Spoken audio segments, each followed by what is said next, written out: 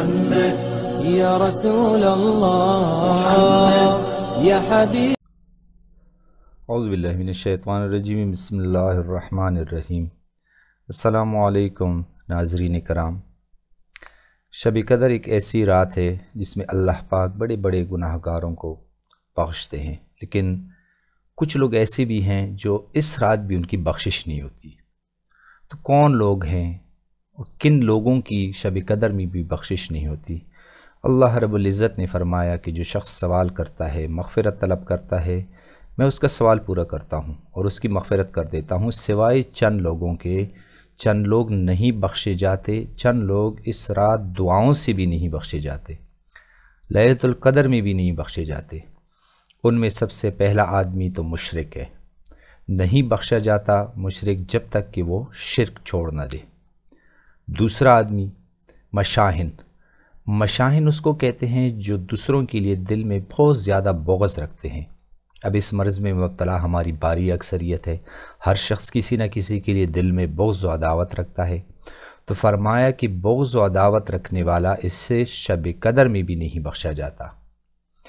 تیسرا جو ہے وہ قاتل، اللہ کی مخلوق کا خون بہانے والا، وہ نہیں بخشا جاتا جب تک کہ وہ اس کی تلافی نہ کر لے۔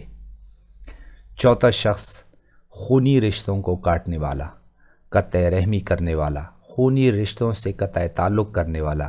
یہ مرض بھی کثرت سے پایا جاتا ہے ہم میں۔ فرمایا کہ جو جتنا قریب ہے اس کا حق بھی اتنا قریب ہے۔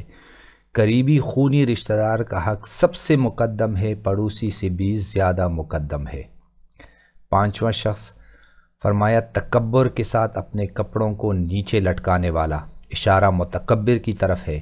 حضور پاک صلی اللہ علیہ وآلہ وسلم کے زمانے میں کپڑے یا چادر یا شلوار کو لٹکا کر چلنے کا رواج تھا متکبروں کا، حتیٰ کہ خادم اس کے پیچھے کپڑے یا چادر اٹھا کر چلتے تھے۔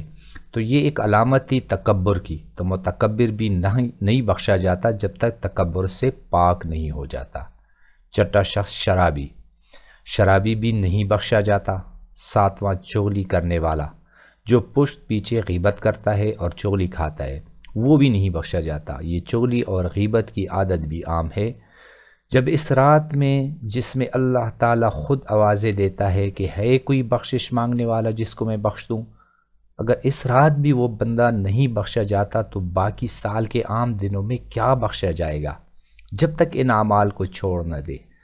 اللہ پاک ہم سب کو ان عادات کو چھوڑنے کی توفیق عطا فرمائے اور ہماری بخشش فرمائے۔ آمین ثم آمین۔